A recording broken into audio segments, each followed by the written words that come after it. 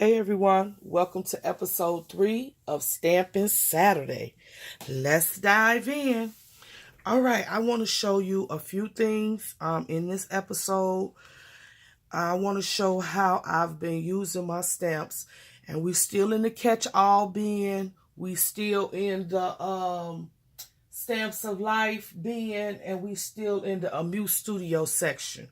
Okay, so I do the TN inserts, and I want to show you how I use my stamps for that. These stamps can be used for anything. So I wanted to just highlight how I use these few stamps in one of my inserts. Life is a journey. Pray. You got to take prayer with you. And then the footsteps, I did the all the way to the 3rd generation stamping. I use my numbers here, and then I use the white gel pen, and then some collage stamping right there. All right, so let me show you. I use this particular stamp set, Life is a Journey from Close to My Heart. I have not shown you all my collection of stamps from Close to My Heart, but that's coming up. This is one that I pulled out. You all already know I've been using this like crazy. I love these arrows. And then this is a Hero Art stamp. And what I did was I just taped off the ERS just because I wanted just to pray. Okay, so remember, you could use your stamps. You don't have to use all of these letters. You can tape off and just ink up the part that you want of the stamp. So that's what I use. So I want to just show you all that. And then I went and I did some highlight. Now right here, I did the I stamped it in red. I stamped it in black, and then I stamped it in red to give it a what is it called? A highlight effect. I think that's what it's called. Yeah, so I really like the way that this layout right here turned out. Life is a journey, pray. He restores my soul. I love that. All right, so that's one project of my stamping for this week.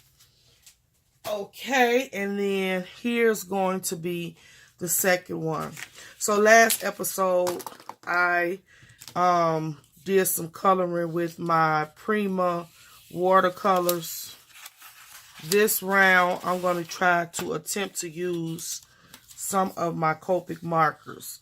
Now, this is the image that I'm using, and I want to thank my girl,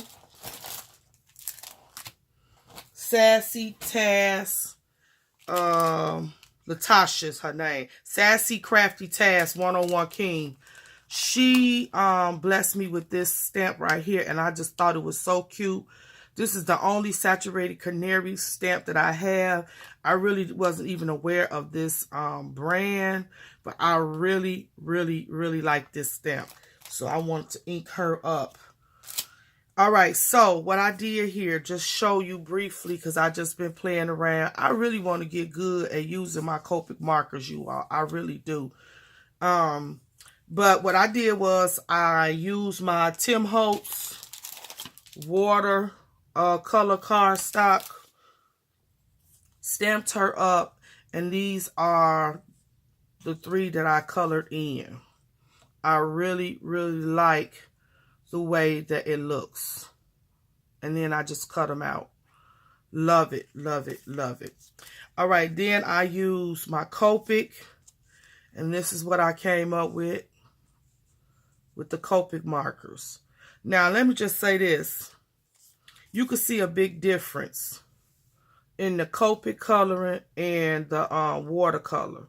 I like them both, but you get a different effect. That's what I like about the difference. Am I saying this right? That's what I like about, yeah, the difference between the two. It depends on what kind of effect do I want. That depends on what I would use to color an image, if that makes sense. All right, so I'm going to color this image in. I want you all to go along with me as I attempt to do this little task. All right, so y'all know I get a little nervous I'm already nervous with using Copic markers anyway, but now that I'm videotaping, I really feel a certain kind of way, if that makes sense. But I'm going to attempt it anyway.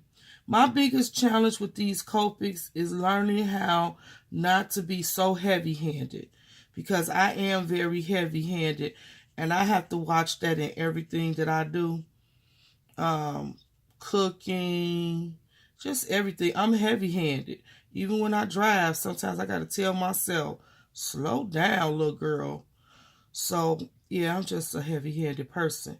But I have noticed that I need to try to lighten up when I'm using these Copic markers, because I just was not doing well at first.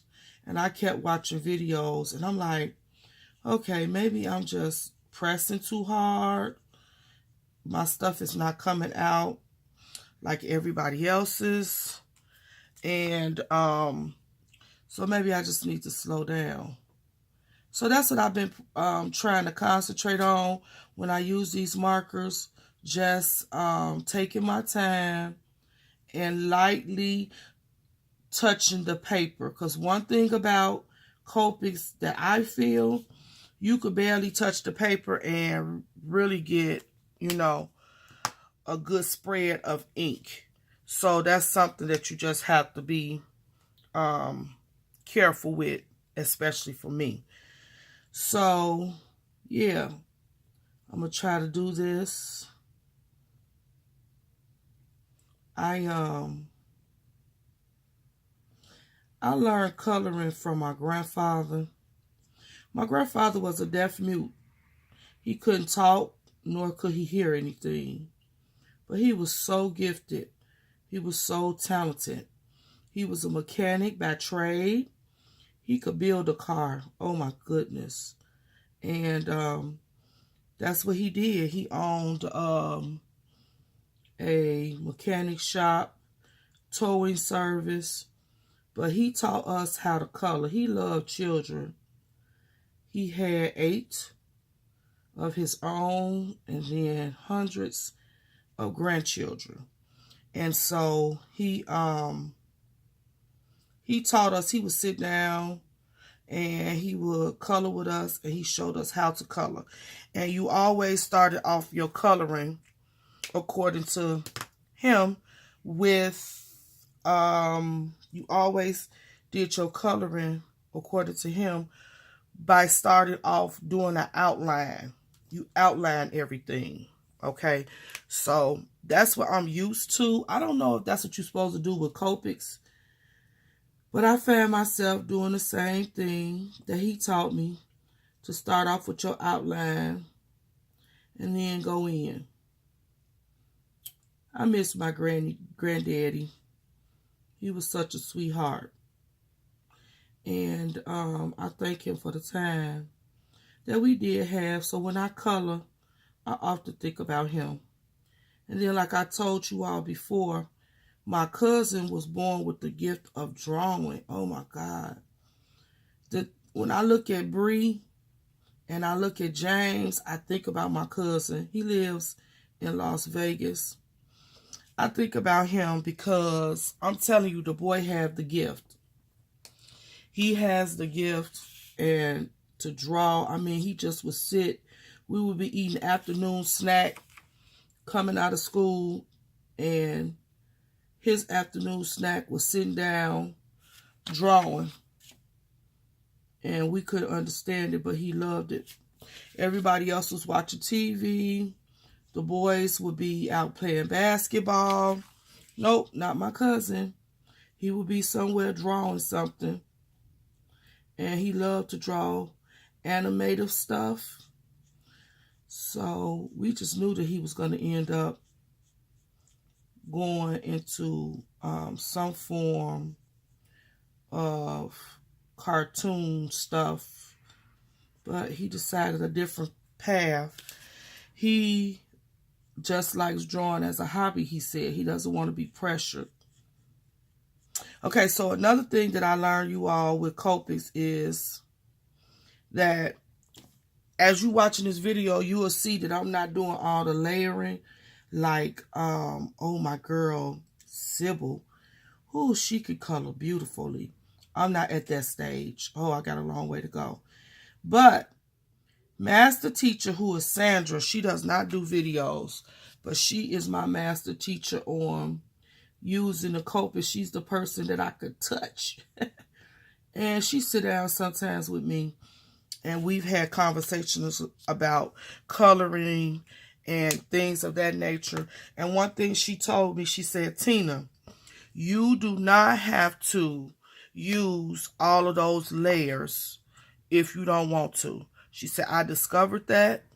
She said, you don't have to be pressured, and you can get the same effect.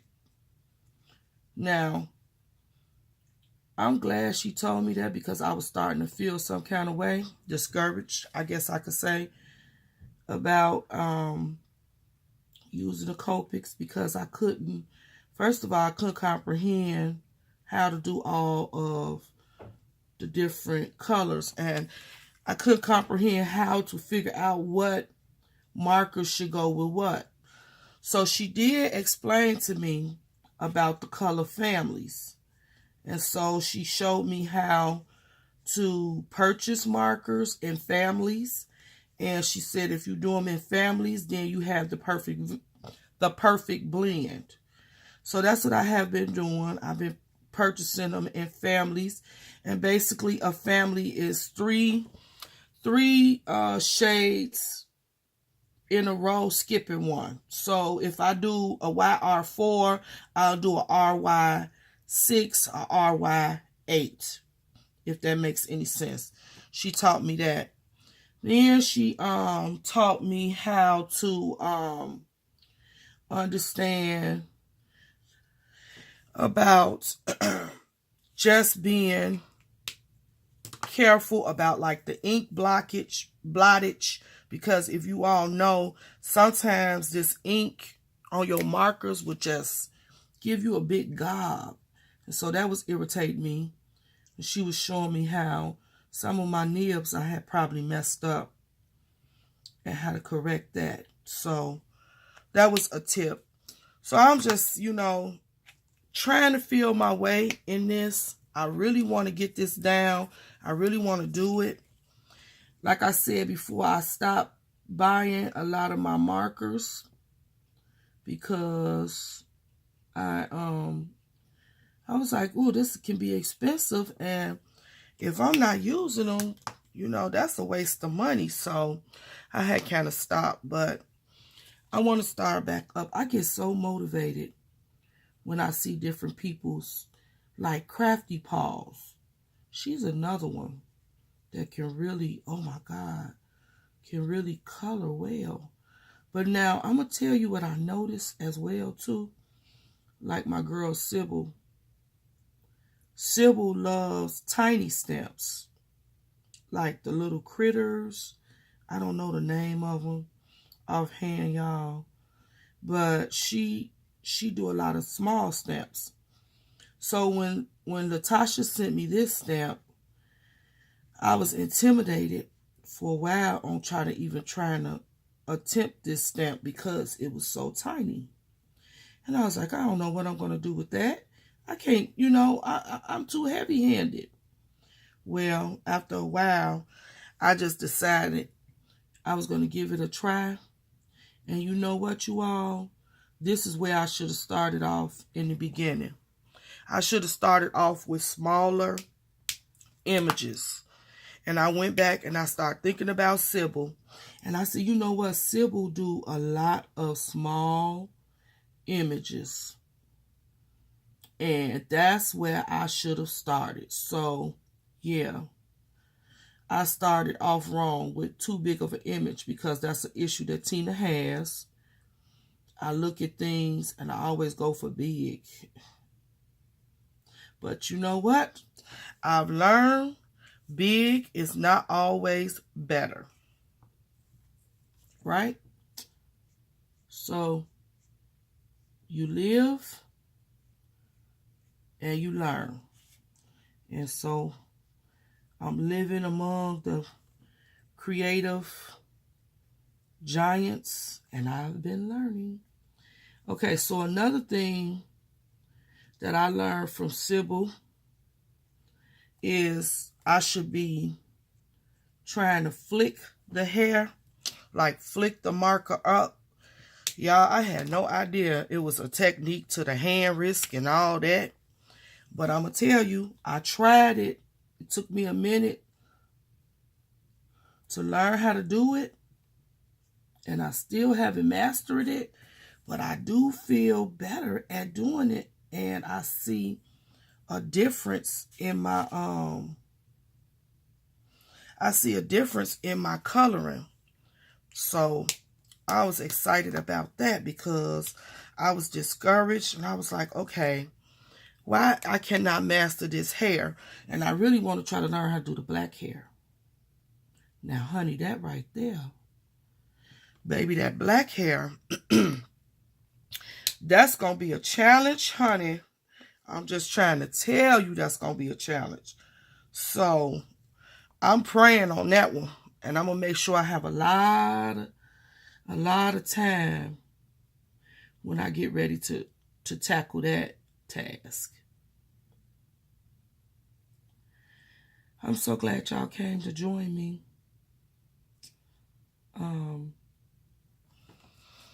I'm having a lot of fun thus far in this little endeavor.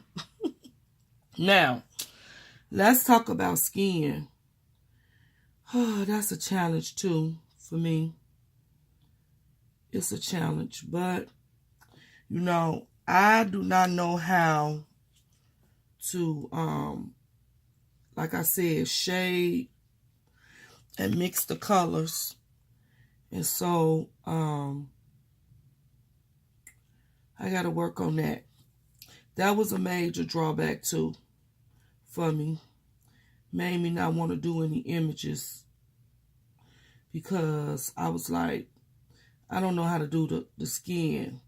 And for a long time, like with my Prima Dowels, I would just use skin tone paper.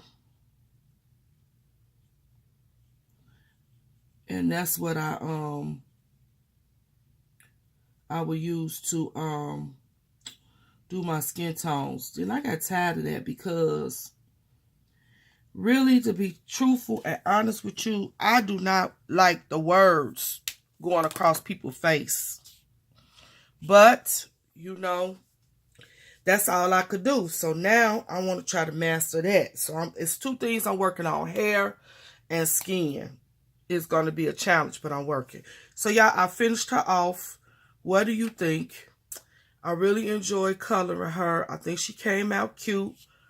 I think she came out cute. That's just my opinion. It's the best that Tina can do right now, and I like it. All right, so you all leave me a comment. Tell me what you think. Of course, I will be using her in a project, and once I do, I will link the channel. I mean, not link. I will post a video and some pictures on my Instagram of whatever I use her on. All right. Thanks for stopping by. Tell somebody to meet us here every Saturday for Stampin' Saturday.